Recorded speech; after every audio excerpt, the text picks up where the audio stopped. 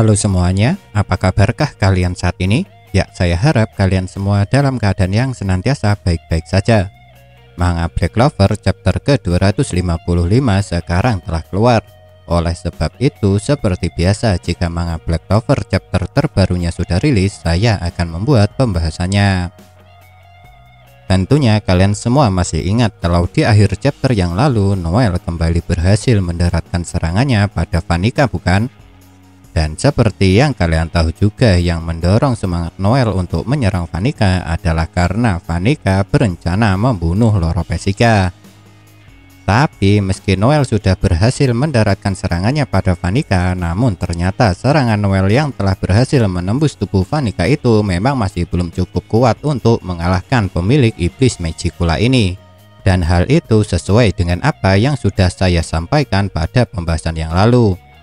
Bahkan yang mengejutkannya lagi, meskipun Vanica telah tertusuk oleh serangan tombak air Noel, dia juga masih bisa menahan serangan kedua Noel dengan menggunakan sihir darahnya. Padahal serangan kedua kalinya yang digunakan oleh Noel adalah serangan sihir terkuatnya.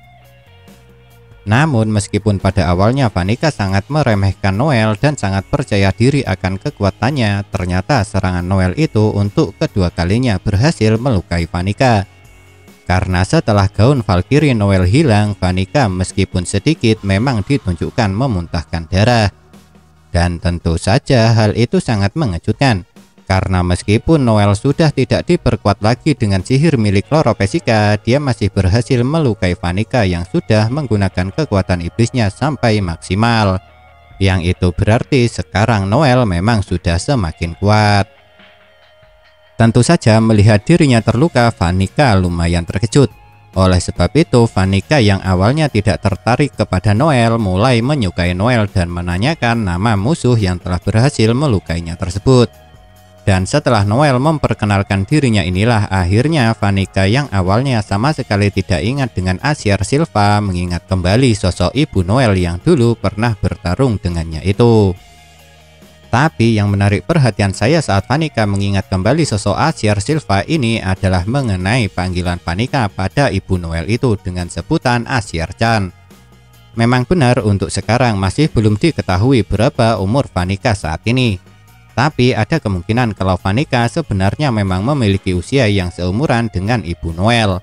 Karena jika Vanica dan Asier Silva tidak memiliki usia yang seumuran, saya rasa sangat aneh jika dia memberikan panggilan Asier-chan pada ibu Noel itu. Dan jika benar Vanica memiliki usia yang seumuran dengan ibu Noel, itu berarti bisa dibilang kalau pemilik iblis Magicula ini adalah orang yang sangat awet muda. Soalnya kalau menurut pendapat saya, jika cuma dilihat dari wajahnya saja, maka Vanica dan Noel akan terlihat seumuran. Namun sebenarnya memang sangat masuk akal jika Vanica dan Asier memiliki usia yang sama. Karena Asier sendiri meninggal setelah bertarung dan mendapat kutukan dari Vanica. Tapi karena saat pertama kali Vanica diperlihatkan dia seperti seorang gadis remaja, jadi tidak ada yang mempertanyakan mengenai usia Vanica ini. Setelah Vanica mengingat kembali mengenai Asier Silva, dia yang pada awalnya berencana untuk membunuh Loro Pesica mengganti keputusannya itu. Karena untuk sekarang Vanica lebih memilih untuk membawa Loro Pesica ke kerajaan Spade dan menjadikannya sebagai sandera. Dan alasan kenapa Vanica ingin menjadikan Loro Pesica sebagai tawanan adalah lantaran Vanica mengingat kalau Asier dulu semakin kuat setelah dia menyandra anak-anak. Tentu saja pada awalnya keputusan Vanica ini dipertanyakan oleh Magicula. Tapi setelah Vanica menjelaskan alasannya dan Vanica sendiri memang adalah tipe orang yang bahagia saat bertarung dengan orang kuat, pada akhirnya Magicula memahami manusia yang sudah berbagi tubuh dengannya itu. Namun sekarang yang membuat saya penasaran adalah mengenai perkataan Magicula yang menyebut Loro Pesica sebagai peramal.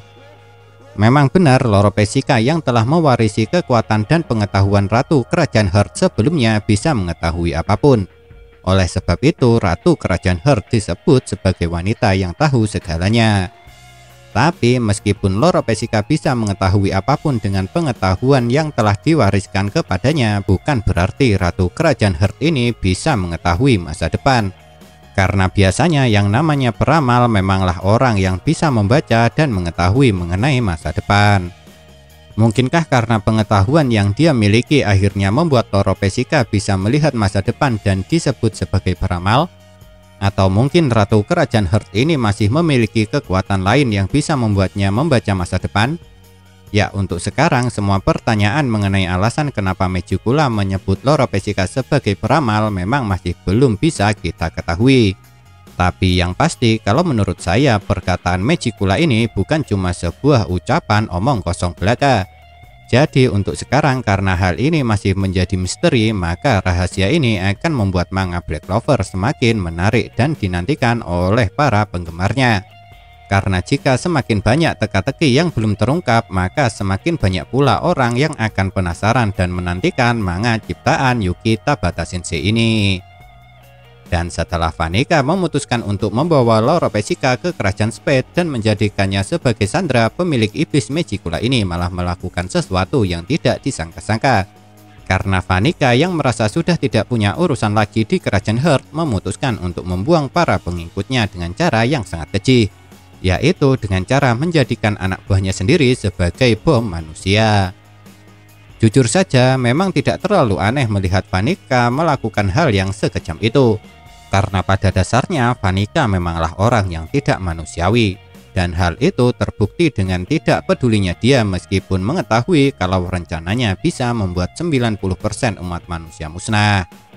Dan karena sekarang para anak buah Vanica tengah bertarung dengan para penjaga roh dan kesatria sihir Kerajaan Clover, maka orang-orang yang sedang menghadapi pengikut Vanica ini akan dalam bahaya. Apalagi ledakan dari tubuh para anak buah Vanica juga sangat dahsyat yang mencakup area luas. Namun meski apa yang dilakukan Vanica ini sangat brutal, pada akhirnya kita bisa menambah informasi mengenai sihir kutukan iblis Magicula. Dan untuk sekarang jika saya tidak salah ingat ada 3 efek yang bisa ditimbulkan oleh sihir kutukan ini. Yang pertama adalah kutukan ini dapat membunuh secara perlahan dengan waktu yang sudah ditentukan seperti yang ada pada tubuh Loro Pesika dan Asiar Silva. Yang kedua yakni bisa membuat penerima kutukan abadi selama pemberi kutukan belum kalah ataupun musnah. Dan yang ketiga, kutukan Magicula ini bisa meledakkan orang yang sudah dia beri kutukan seperti yang sudah diperlihatkan pada chapter kali ini. Tapi meski semua peristiwa yang terjadi di Kerajaan Heart sangat menarik, namun tentunya yang paling dinantikan adalah kejadian yang satu ini. Karena pada chapter kali ini Yami Sukehiro, sang kapten kesatria sihir Black Bull yang tengah menghadapi Dante, akhirnya ditunjukkan lagi. Dan meskipun pertarungan antara Yami dan Dante pada chapter kali ini cuma ditunjukkan di 2 halaman terakhirnya, tetap saja pertarungan 2 orang ini sangat seru. Lantaran saat pertama kali muncul, Yami kembali berhasil menebas dan melukai Dante yang sudah menggunakan kekuatan iblisnya sebanyak 60%. Memang benar meskipun serangan Yami kembali berhasil melukai Dante, namun luka tebasan yang ada pada tubuh Dante kembali sembuh seperti sebelumnya. Tapi Dante yang sudah kedua kalinya berhasil dilukai oleh Yami tetap merasa tidak senang. Oleh sebab itu, Dante yang tentunya sudah tidak ingin lagi tubuhnya terluka oleh tebasan Yami akhirnya memutuskan untuk mulai bertarung lebih serius lagi. Dan untuk itu, dia berencana menggunakan kekuatan sejati dari iblis yang sudah merasuki tubuh manusia. Yang itu berarti besar kemungkinannya kalau Dante akan menggunakan kekuatan iblisnya sampai maksimal sama seperti yang dilakukan oleh Vanica. Dan jika benar begitu, maka ada kemungkinan kalau nanti Dante dan Lucifer juga akan berbagi kesadaran. Karena saat Vanica menggunakan kekuatan iblisnya sampai maksimal, dia juga berbagi kesadaran dengan iblis Magicula. Namun sekarang yang jadi pertanyaan adalah sampai berapa persenkah kira-kira Dante bisa menggunakan kekuatan iblisnya sampai batas maksimal? Karena untuk Vanica yang kita tahu dia cuma bisa menggunakan kekuatan iblisnya sebanyak 70% dan itu sudah batas maksimalnya. Sedangkan Zenon sebelumnya dikatakan kalau dia bisa menggunakan kekuatan iblisnya sampai 80%. Mungkinkah Dante yang seharusnya lebih kuat dari Zenon dan Vanica bisa menggunakan kekuatan iblisnya sampai 100%? Jujur saja kalau menurut saya kemungkinan Dante tidak bisa menggunakan kekuatan iblisnya sampai 100%. Dan jika melihat jarak penggunaan kekuatan iblis milik Vanica dan Zenon terpaut 10%, maka mungkin Dante cuma bisa menggunakan kekuatan iblisnya sampai 90% saja. Ya, tapi karena apa yang saya katakan ini cuma hasil dari pemikiran saya pribadi, jadi belum tentu juga pemikiran saya ini benar.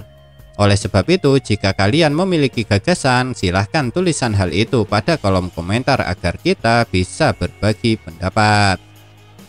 Namun tentunya bukan cuma Dante saja yang lebih serius untuk bertarung, tapi Yami juga melakukan hal yang sama seperti Dante.